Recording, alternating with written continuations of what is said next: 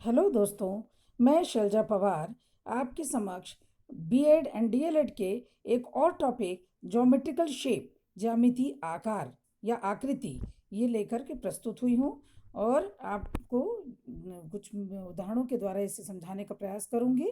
यदि आपको अच्छा लगता है तो ज़रूर आप इसे लाइक करिए, शेयर करिए और सब्सक्राइब ज़रूर कीजिए ताकि आपको ये वीडियो जब भी मेरा आए तो आपको सबसे पहले आपको प्राप्त हो, इसका नोटिफिकेशन मिले आपको। चलिए शुरू करते हैं दोस्तों। Geometrical shape. चलिए, पहला टॉपिक है आपका पूरक कोण। पूरक कोण किसे कहेंगे? सबसे पहले तो हम ये देख लें कि कोण किसे कहते हैं। किसी बिंदु पर दो भुजाओं के बीच बनने वाले, है ना, जो झुकाव है उसको ही हम क्या कहते हैं? कोण कहते हैं। जैसे यहाँ पे डायग्राम के द्वारा बताया जा रहा है तो दो भुजाओं जो जिस बिंदु पर मिलती हैं और उनका जो झुकाव रहता है वही उसका कोण कहलाता है। कोण के भी कई प्रकार हैं, जैसे यहाँ पर बताया गया है कि पूरक कोण। पूरक कोण हम किसे कहेंगे? जब दो आसन्न कोणों के मापों का योग एक समकोण या 90 अंश हो तो प्रत्येक कोण एक दूसरे का पूरक कोण कहलाता है। जैसा कि डायग्राम में बताया गया है कि एक समकोण है जिसके बीच में एक बीसी, है ना, एक रेखा गई है और वो जो रेखा है वो इस समकोण को दो बराबर भागों में बांट रही है। सॉरी, बराबर भागों में तो नहीं बांट रही, लेकिन वो इसको काट रही है। तो हम देखते हैं कि दोनों के जो कोण हैं, है नहीं, वो दोनों कोण मिला करके एक समकोण यदि बनता है तो उसे हम पूरक कोण कहते हैं। यहाँ उदाहरण के द्वारा भी बताया है कि त्रिभुज ए बी सी, है नहीं, यहाँ पर त्रिभुज ए बी सी ये 40 अंश का है। और इसी तरह से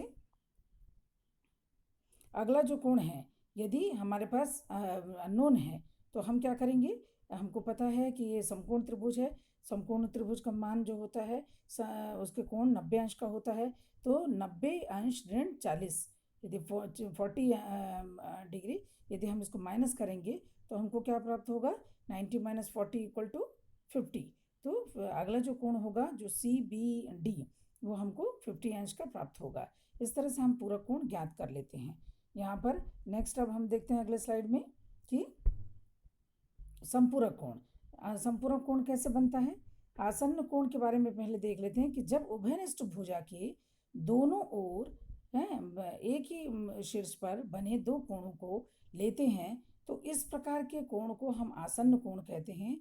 जैसे कि यहाँ पर एक डायग्राम के थ्रू बताया जा रहा है कि एक सी और डी, सी डी इस तरह से एक उभयनिष्ठ रेखा है जो कि इसे दो भागों में बांट रही है। तो ये एक सरल कोण 180 अंश का बन रहा है। यदि दोनों कोण का योग हम जोड़ें तो 180 अंश के बराबर होता है। ठीक है। अब नेक्स्ट अगला देखते हैं संपूरक कोण। संपूरक कोण जो है जब दो आसन्न कोणों के मापों का योग दो समकोण, जिसे हम बोल सकते हैं कि 180 अंश का हो तो प्रत्येक कोण एक दूसरे का संपूरक कोण कहलाता है। जैसे कि यहाँ पे डायग्राम में बताया गया है कि एक जो उभयनिष्ठ रेखा जो है वो क्या है? बी सी, ये ए डी को किस तरह से बी से काटती है। और जो बनने वाला जो कोण है वो क्या होता है? टोटल यदि हम करें तो 180 अंश का कहलाता है। यदि हमें इसका मान यदि ज्ञात करना हो तो हमको यदि दे दिया है क्वेश्चन में कि B C C B D इसकी वैल्यू यदि हमको दे दिया है प्रश्न में कि 120 अंश है, मान लो 120 नहीं, यदि 60 अंश है तो हम क्या करेंगे? 180 में से 60 को माइनस करेंगे तो ए बी और सी की वैल्यू ज्ञात हो जाएगी। ए बी सी की वैल्यू क्या होगी? 180 ऋण यदि हम 60 कर दें तो क्या हो जाएगा? 180 ऋण 60 बराबर ये हो जाएगा 120। तो 120 अंश का हमको कोण प्राप्त हो जाएगा। इस तरह से हम संपूरक कोण के वैल्यू निकाल सकते हैं। चलिए नेक्स्ट स्लाइड में देखते हैं त्रिभुज का क्षेत्रफल। त्रिभुज का क्षेत्रफल जो हम पिछले भी वीडियो में बताए थे कि कैसे ज्ञात करते हैं। यदि त्रिभुज की भुजाएं ए बी सी ज्ञात हो और यदि उसकी ऊंचाई h हो तो हम क्या करते हैं? आधार यदि ए है तो त्रिभुज का क्षेत्रफल बराबर 1/2 गुणित आधार गुणित ऊंचाई सूत्र होता है। तब 1/2 गुणित आधार मतलब a, ऊंचाई मतलब h हुआ। तो हमको क्षेत्रफल कैसे प्राप्त होगा? त्रिभुज का क्षेत्रफल 1/2 गुणित a इंटू एच होगा। इसी तरह से त्रिभुज के यदि परिमाप ज्ञात करें तो उसका सूत्र होता है 2s = ए प्लस बी प्लस सी, जहाँ पर ए बी सी जो हैं वो त्रिभुज की भुजाएं हैं। तो हम S is equal to A plus B plus C divided by 2, ये हमको त्रिभुज का परिमाप ज्ञात हो जाता है। चलिए अब नेक्स्ट देखते हैं पाइथागोरस प्रमेय। पाइथागोरस प्रमेय, जिसको हम पाइथागोरस नामक जो गणितज्ञ थे उन्होंने इस प्रमेय को दिया था, और उन्होंने संपूर्ण त्रिभुज में ही ये बताया था कि कर्ण का जो वर्ग होता है वो लंब का वर्ग धनाधार के वर्ग दोनों के योग के बराबर होता है। जैसे हम डायग्राम में बताया गया है कि यदि एक त्रिभुज ए बी सी है और उसमें ए बी की वैल्यू ए बी को हम लंब कहते हैं, बी सी को हम आधार कहते हैं, ए सी को हम कर्ण कहते हैं, और यदि ए सी बी यदि थीटा अंश का कोण बनाते हैं तो इसका जो फॉर्मूला होगा वो ए सी का स्क्वायर बराबर ए बी का वर्ग धन बी सी का वर्ग है। तो अब इसको उदाहरण के द्वारा हम एक देख लेते हैं कि sine theta is equal to, यदि वैल्यू दिया है 3/5 तो कॉस थीटा और टेन थीटा की वैल्यू ज्ञात करो। तो हम समकोण त्रिभुज ए बी सी में ए बी सी यदि थीटा अंश का है तो sine theta is equal to क्या होगा, लंब बटे कर्ण। लंब की वैल्यू कितनी है 3 और कर्ण की वैल्यू कितनी है 5, ये हमें ज्ञात है। अब हमको क्या करना है, आधार की वैल्यू ज्ञात करना है। तो हम इसी पाइथागोरस प्रमेय का फार्मूला के द्वारा हम आधार जो ए बी है, सॉरी आधार जो है उसकी वैल्यू हम ज्ञात करेंगे। कैसे आधार ज्ञात करेंगे, तो इसका सूत्र हो जाएगा कि ए बी बराबर रूट वैल्यू कर्ण का वर्ग ऋण लंबाई का वर्ग। तो कर्ण का वर्ग इतना 5 का वर्ग ऋण लंबाई का वर्ग मतलब लंब का वर्ग कितना है आपका इसका 3 का वर्ग, 3 का वर्ग हो गया। अब 5 का वर्ग मतलब 25 कहलाता है, 3 का वर्ग तो 3 3 9 हो गया। 25 में से आपका 9 गया तो 16 प्राप्त हुआ। 16 का वर्गमूल यदि हम निकालेंगे तो 4 प्राप्त होगा। इस तरह से हम देखते हैं कि हमको क्या प्राप्त हो गया, ए बी की जो वैल्यू है वो हमको 4 प्राप्त हो गई। ठीक, अब यहाँ ए बी नहीं होगा, यहाँ बी सी होना चाहिए, कुछ गड़बड़ है। बी सी की वैल्यू जो है हमको 4 प्राप्त हो गई। अब हम देखते हैं कि कॉस थीटा कैसे निकालेंगे। तो कॉस थीटा का सूत्र होता है आधार बटे कर्ण। आधार बटे कर्ण, तो आधार की वैल्यू कितनी हो गई हमको 4 प्राप्त हुई है नहीं, यहाँ पे थोड़ा सा मिस्टेक है, यहाँ बी सी कर लीजिएगा तीसरी भुजा। तो बी सी की वैल्यू हमको 4 प्राप्त हुई जो कि आधार की वैल्यू है। तो 4 बटे हम क्या होगा कर्ण मतलब 5/5 हो गया। इसी तरह से टेन थीटा का वैल्यू कैसे ज्ञात करेंगे कि लंब बटे आधार, ये टेन थीटा का मान होता है। तो लंब की वैल्यू कितनी प्राप्त हुई 3 और आधार की वैल्यू कितनी प्राप्त हुई बेस जिसको 4, तो इस तरह से 3/4 हमको प्राप्त होगा। तो इस तरह से उत्तर हमको क्या प्राप्त हुआ, sine theta is equal to 3/5 यदि ज्ञात हो तो कॉस थीटा की वैल्यू 4/5, टेन थीटा की वैल्यू 3/4 हमको प्राप्त होगी। चलिए हम देखते हैं अगले नेक्स्ट स्लाइड में चतुर्भुज या क्वाड्रेटल जिसे हम कहते हैं। तो 4 भुजाओं से घिरी आकृति को हम जानते हैं कि उसे हम चतुर्भुज कहते हैं। यहाँ पर एक डायग्राम के द्वारा बताया गया है कि यहाँ पे 4 कोण होते हैं।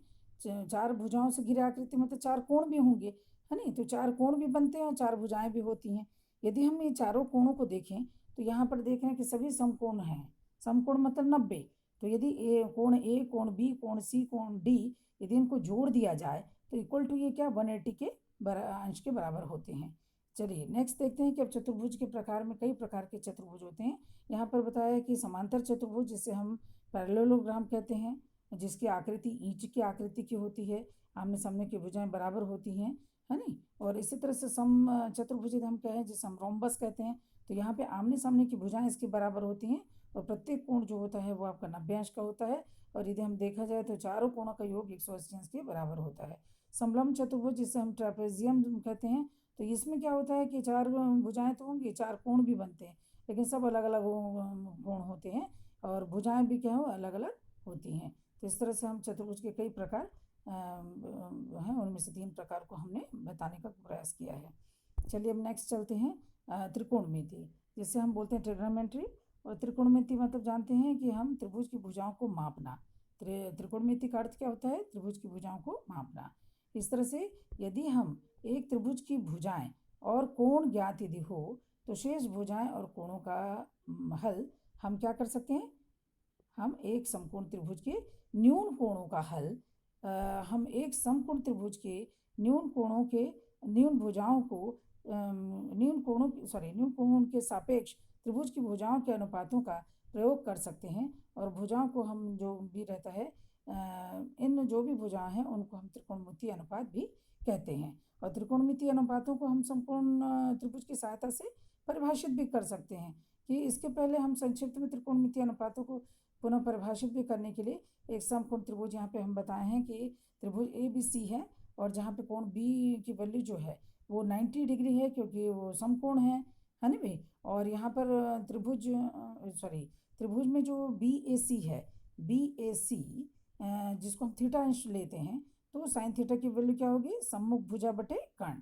सम्मुख भुजा बटे कर्ण, जिस सम्मुख भुजा को हम लंब भी कहते हैं, लंब बटे कर्ण। यहाँ पर लंब को BC से बताया बटे AC।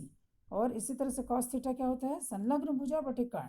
संलग्न भुजा को हम आधार कहते हैं, आधार बटे कर्ण बराबर आधार मतलब AB बटे यहाँ पर हो जाएगा AC। AB बटे क्या हो जाएगा? AC। ये हो गया कर्ण। Next ten theta. Ten theta मतलब सम्मुख भुजा बटे संलग्न भुजा मतलब लंब बटे आधार। लंब की वैल्यू क्या हुई है?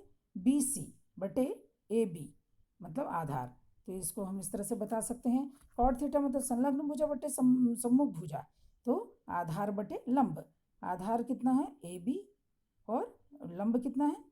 ये आपका है BC। इस तरह से हम AB बटे BC से बता सकते हैं। Sec theta is equal to sec theta. Sec theta मतलब कर्ण बटे संलग्न भुजा, तो कर्ण बटे संलग्न भुजा मतलब आधार, तो AC बटे क्या हो जाएगा?